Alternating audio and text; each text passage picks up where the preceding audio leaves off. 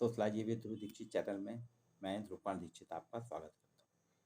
अभी मध्य प्रदेश सरकार द्वारा बीए द्वितीय वर्ष समाजशास्त्र में elective paper sociology of tourism पर्यटन का समाजशास्त्र पे आपके साथ लगातार विगत दिनों से चर्चा हो रही है। आज मैं आपके साथ करूँगा पर्यटन उद्योग और पर्यटन के प्रभाव पे, आर्थिक, औद्योगिक और सामाजिक। पर्यटन वास्तव में जरसना मांद्रत कहते हैं कि पर्यटन एक ऐसा उद्योग है जिसमें आपको कोई कारखाना नहीं लगाना पड़ता है, कोई मिल नहीं बन स्थापित करना पड़ती है। इसमें धुआं नहीं होता, ना साउंड पॉल्यूशन होता है, ना एयर पॉल्यूशन होता है, और ऊपर से ये पैसा आपको देता है। इसमें देसी विदेशी मुद्रा दोनों मिलती है।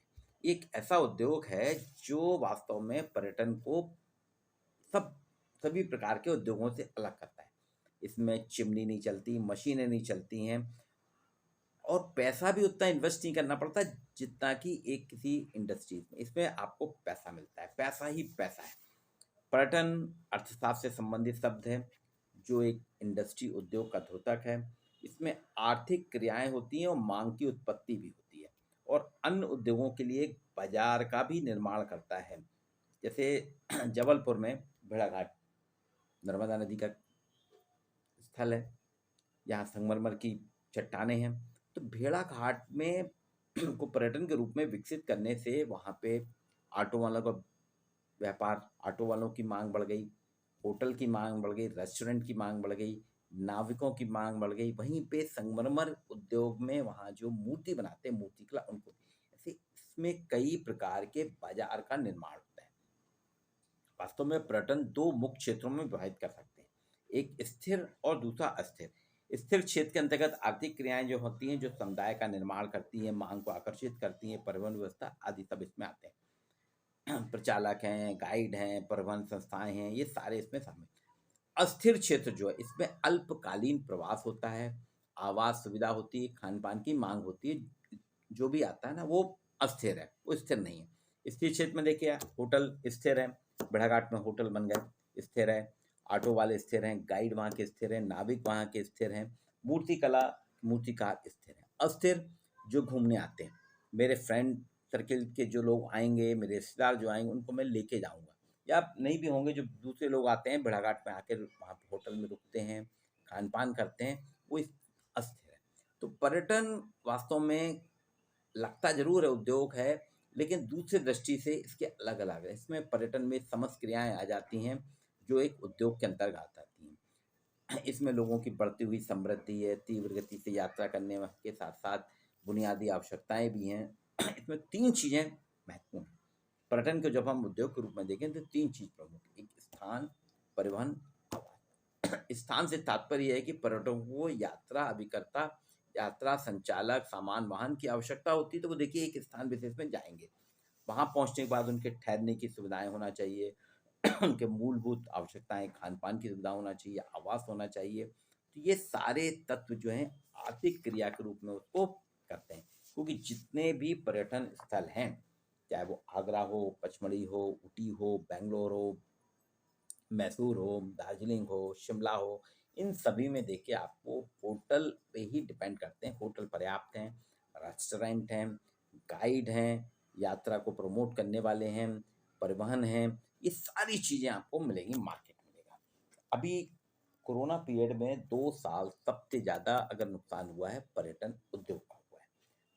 पर्यटन एक ऐसा उद्योग है जो अपने साथ पैरेलल दूसरे उद्योगों को भी इस्टेब्लिश कर देता है, स्थापित कर देता है। अब इसके सामाजिक प्रभाव पे आते हैं। पर्यटन को लोगों ने अर्थशास्त्र, ठीक है, आर्थिक दृष्टियां देखती हैं अर्थशास्त्र, लेकिन वास्तव में पर्यटन एक सामाजिक प्रक्रिया है। समाज के साथ जुड़ समाज के जितने भी सामाजिक प्रक्रियाएं होती हैं, सामाजिक संबंध होते हैं, जहाँ पे सामाजिक संबंधों का विकास होता है, सामाजिक प्रक्रियाएं होती हैं, सामाजिक आचार विचार होते हैं, वहीं पर्यटन होता है। समाजशास्त्र में कहा गया है, मैकइवर पेज कहते हैं, समाज सामाजिक संबंधों का जाल है। जहाँ व्यक्तियों के सामाजिक संबंध होंगे, वहीं पे समाज का निर्माण होगा, वहीं समुदाय बनेगा, वहीं समूह बनेगा। परिवार, समूह, समुदाय, सब में सामाजिक संबंधों को प्राथमिकता दी जाती है। सामाजिक संबंधों के आधार पे ही समाज की अन्य गतिविधियां संचालित होती हैं। पर्यटन में भी आप देखिए स्थल है, पर्यटन स्थल, उसको देखने जो आते हैं, उनका उस स्थान में वहाँ के स्थानीय लोगों के साथ में सामाजिक सरोकार हो जाता है, उनके सामाजिक संबंध होते हैं। ऑटो वाले से, होटल वाले से, गाइड से, इन सब से हमारे संबंध बनते हैं। मैंने आपको कल भी कहा था कि पर्यटन आज इंटरनेट के आने के कारण पर्यटन आज जो है नेट टूर हो गया है। नेट इंटरनेट में आप देखते हैं संबंध बनते हैं ना, तो ये सारे संबंधों के आधार पे हम सर्च करते हैं, स्थानीय लोगों से पूछते हैं, स्थानीय गतिविधियाँ, वहाँ के रीति रिवाज, वहाँ के खान पान, संस्कृति, सभी चीज़ों, लोकाचारों को हम समझने का प्रयास करते हैं। तो ये सामाजिक आदान प्रदान का एक महत्वपूर्ण साधन है, इसलिए इसके सामाजिक प्रभाव बहुत ज़्यादा है। इसे कुछ लोग कहते हैं भोग विलास का माध्यम माना गया, पर ऐसा नहीं है। बढ़ते ग्लोबलाइजेशन के दौर में, वैश्विक परिदृश्य में इसके सामाजिक, सांस्कृतिक, धार्मिक परिपेक्ष बहुत बढ़ गए हैं।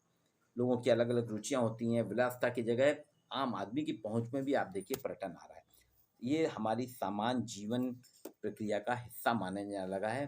पर्यटन स्थल पर पर्यटक नए सामाजिक जीवन के संपर्क में आता है, दूसरों से सीखना चाहता है, कुछ सिखाना चाहता है, और सामाजिक विकास में पर्यटन का एक गहरा नाता है, गहरी समझ है, समझ विकसित होती है। पर्यटन किसी देश में रहने वालों के जीवन स्तर के साथ साथ उनके रहन सहन की स्थिति में महत्वपूर्ण सुधार लाने के लिए रोजगार का सृजन भी करता है, रोजगार भी सृजित करता है। स्थानीय कर प्राप्तियों में जो अर्थशास्त्र को लाभ होता है, आर्थिक क्रियाओं को लाभ होता है, उससे सामाजिक सरोकार भी होते हैं। देखिए, जहाँ पर्यटन विकसित होते हैं उस क्षेत्र में निर्धनता उन्मूलन, शिक्षा, स्वास्थ्य सेवाएं, आवास, पेयजल, स्वच्छता, बेहतर अधोसंरचना, मनोरंजन के अवसर विकसित होते हैं, और वहाँ पे सामाजिक सेवाएं विकसित होने लगती है, सामाजिक व्यवस्था विकसित होती है, सामाजिक क्रियाकलापों में, व्यवहार में बदलता है, और समाज में क्षेत्रीय लिंग भेद की असमानताएं भी दूर होती हैं।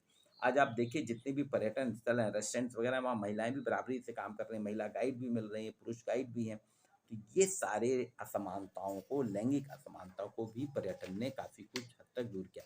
फोटोग्राफर महिलाएं हैं, फोटोग्राफर भी हैं, महिलाएं हैं, तो ये हर क्षेत्र को अगर आप पर्यटन की दृष्टि से विकसित करेंगे, विशेषतः ग्रामीण एग्रीकल्चर पर्यटन को अगर आप प्रमोट करते हैं, तो वहाँ पे गांव की महिला, युवा और समाज के कमजोर वर्ग, विकलांग व्यक्ति भी अपनी ट्राइस्किल में बैठ के फोटोग्राफी कर सकता है, गाइड कर सकता है, कुछ उनको अपने यहाँ का लिटरेचर दे सकता है। तो ये सारी अपार क्षमताएं जो हैं, ये धीरे धीरे विकसित हो रही। अभी मैं गया था अमरकंटक, टिंडोरी में एक छोटा सा गांव है पाटनगढ़। पाटनगढ़ में बैगा और गोंड जनजाति की पेंटिंग बनाते हैं। पाटनगढ़ में 40 घरों का गांव है, सड़क किनारे। हर घर में लोग बाग पेंटिंग करते हैं। देखिए वहाँ पे पाटनगढ़ भी अब विकसित हो रहा है। गांव की 100 प्रेरणा से लोग बाग आने लगे हैं, पर्यटन का केंद्र बनता जा रहा है।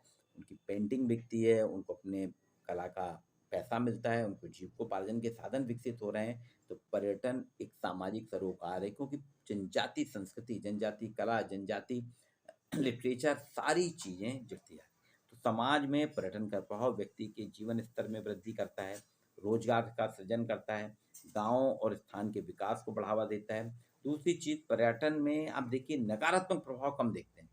पर्यटन में, आप पर्यटन स्थलों में आपको देखेंगे नशाखोरी, ठगी, लूटपाट तो सामान्य, लेकिन सामाजिक मूल्यों का क्षरण और जीवन मूल्यों में सांस्कृतिक परंपराओं का क्षरण उतना नहीं हुआ जितना अन्य गतिविधियों के कारण हुआ है।